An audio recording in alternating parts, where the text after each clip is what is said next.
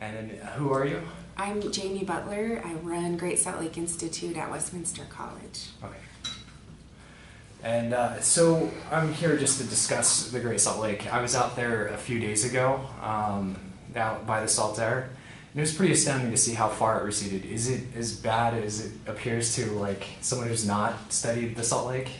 Yeah, and you know, a lot of people I talk to say, don't you remember in the 80s when water levels were really high and now they're really low? Isn't this just part of like a cyclical part of Great Salt Lake? Because really the shorelines are determined by how much water goes in through precipitation and through the river systems and all through the watershed, and then how much leaves through evaporation. That's the only way water leaves Great Salt Lake is through evaporation. And so people say, well, isn't this part of the cycle? And there's been a lot of research by people up at USU who have recreated precipitation patterns over the past 150 years. And what they assert is that because of the water that we've taken out of the Bear River and out of the Jordan River that we've diverted for agriculture and other human uses, we've shrunk the lake by 40% on average. So, I mean, almost in half is like what the lake is just because of diversions of water, and that doesn't take into account climate change. So we haven't really seen decreased precipitation. We've seen increased temperatures, which would increase evaporation rates, but we have seen the same average precipitation over that 150 years. Yeah. So if we don't do anything, if we continue just as we're going along now with the agriculture that we're doing and then add climate change to that, how is that going to make things in another 150 years? Well, it's going to exacerbate it, right? It's just going to like take more water out of the system. And really, I mean, a lot of people are worried not just about maintaining the status quo and what's going on right now, but there's lots of proposals for other water diversions that would also exaggerate the issue and shrink Great Salt Lake. And there's a lot of historical references where we've had experiences drying up salt lakes in different parts of the world that we can go and look at. One of the closest ones is the Owens Lake. And you know, it was a big environmental catastrophe. They took all of the water out, they diverted all of the water from going into Owens Lake and took it into the city of LA. And now the lake bed is dry, it causes extreme dust storms, and they've had to remediate the problem by covering the entire lake bed with rocks, and it's cost more than $2 billion, and 15% of everybody's water bill in the city of LA goes to remediation. And just remember, Owens Lake is 110 square miles. Great Salt Lake is 1,700 square miles. Yeah.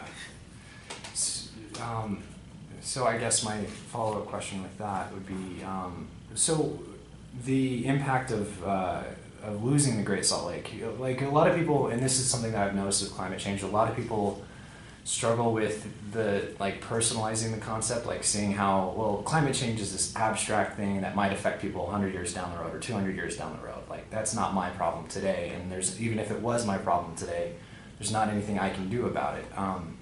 What would be the impact of losing a more significant portion of the Great Salt Lake on Utahns, on people who live here? Well, I'll start with the birds. I mean, this is like a hub of bird activity in the western United States. And so over 10 million birds come here every year for the resources that the lake and the surrounding environments provided. And so we would lose a lot of that. And not only would the birds not come here, but huge populations, like I'll use the example of eared grebes. Over 90% of eared grebe populations come to Great Salt Lake at some point in their life, like the entire world's population. And so we wouldn't just lose grebes here, we would lose grebes all around the world. And so we would lose that recreational opportunity and just that habitat for birds and the other animals that rely on those birds. for people directly, we would be extremely affected. There's going to be dust storms. Our air quality is already not the best in the world. In fact, it's often the worst in the world. So dust that comes off of these lake beds can be very toxic and very dangerous for humans and cause lots of human health effects. So we would have dust storms. The lake provides for lake effect storms. So there's this lake effect that happens because of the interaction of the lake and the air currents and all sorts of different things. But and even though maybe that's 5 to 12% of the snowpack in parts of our mountains, it's not a huge, it's not all lake effect snow. Yeah. It's not a huge part, but even losing 5 to 12% of our snowpack is pretty big. So not just losing snowpack, but you remember there's dust coming off the lake bed, and that dust coming off the lake bed will cover the snow and will also melt that snow quicker as there's kind of a darker color on it. Great Salt Lake provides lots of jobs. So in 2012 they did an economic study of Great Salt Lake, and the lake and ecosystem services provide $1.3 billion annually to the state of Utah. So, I mean, there's economic, there's health effects, there's effects to our human ecosystem. Yeah.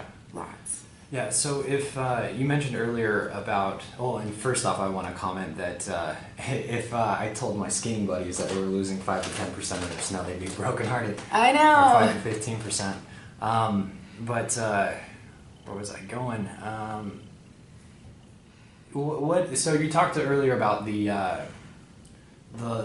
effects of climate change on Utah's precipitation. Just briefly, what is the impact model saying that we're going to get less precipitation or more?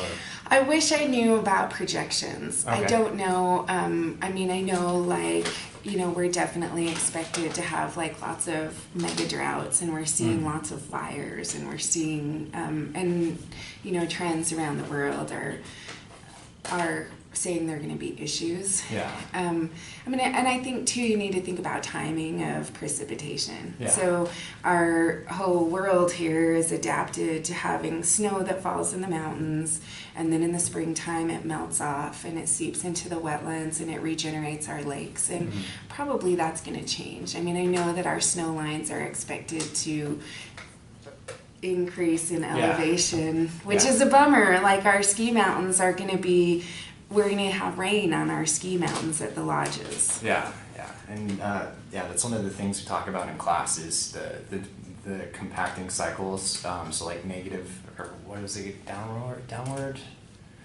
downward spirals. I'm trying to remember exactly the term, but I can't. Or negative feedback. Negative feedback cycles. So, Yeah. If you were to guess, would Utah go into a negative feedback cycle, or would that just be?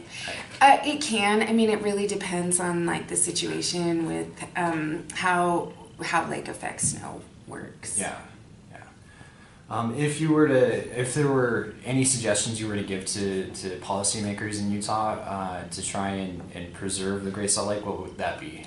Okay, so if I were to give recommendations to policymakers, right now we're really thinking about water in Great Salt Lake, because the lake is fairly resilient. It's used to getting lots of inputs in salt and minerals, and it's adapted to that. And it's a highly manipulated system. So we take salt out of it, we take brine shrimp out of it, salt goes into it. It is kind of a wild urban environment. And so really what's going to imperil Great Salt Lake is not getting enough water. And right now, Utah has the highest per capita use of water in the entire United States. We have the very lowest water bills, and we're planning all of these developments along inputs into Great Salt Lake based on projections of water that we're using now. And, our world is changing. We need to take care of those issues that, we're going to deplete our water resources, and we've seen it in Farmington this year. Yeah. In Farmington there was people purposefully kept their water on despite call for reducing watering of lawns. And so, I mean, that's something that we really need to tackle. I think we also really need to tackle some of these issues with water laws.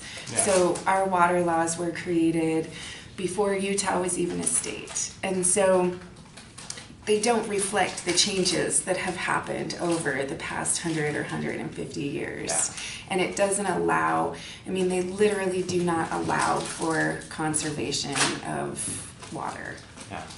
If there was one final message that you were to give people watching this, or the Salt Lake Institute were to give to people watching this, what would that be?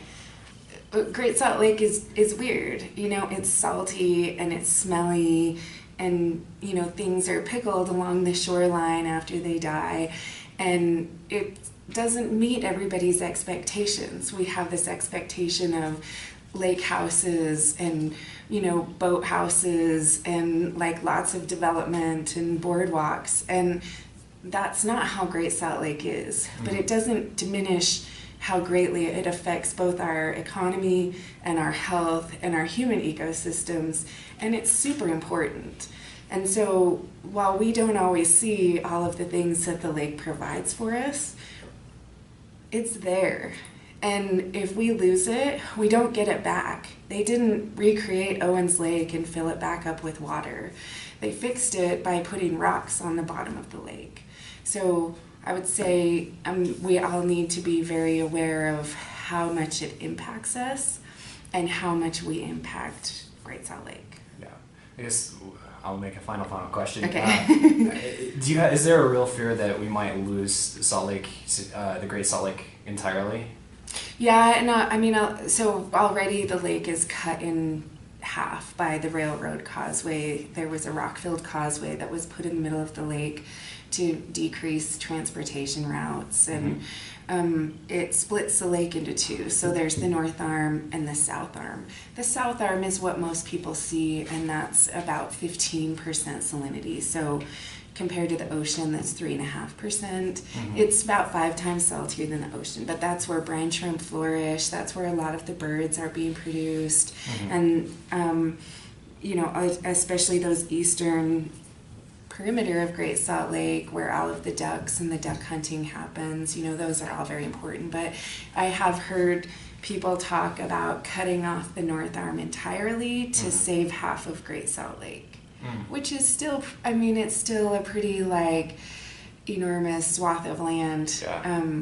That I hope that doesn't happen. Yeah. One of our research projects is on American white pelicans, and they nest in the middle of the north arm of Great Salt Lake. And it seems counterintuitive because pelicans eat fish, and fish don't live in hypersaline water. Yeah. And what they're doing is they're trading food and fresh water for a safe place to nest.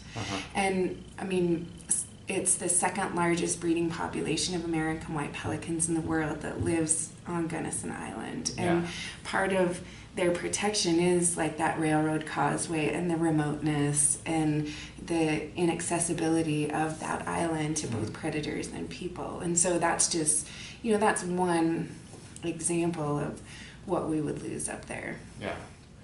All right. I think that covers everything I wanted Awesome. to cover. Thank you so much Totally. again. Yeah. Thank you. I wanted to take down some of my thoughts real quick after watching this for the first time. And also I wanted to talk a bit about what we discussed after the recording was finished. I actually thought there was more insightful stuff that I gleaned after the recording was over. And that was that Jaimi expressed some concern, kind of in an optimistic way, but it was a legitimate concern, and that was for the future of the lake. And I think that what bothers her, what she was concerned about, is that Utahns and people on average don't think about the ecology and the environment that we live in. We kind of take those things for granted.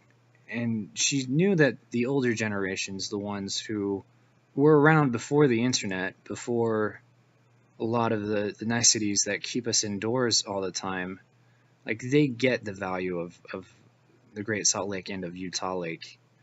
and of the wilderness just in general.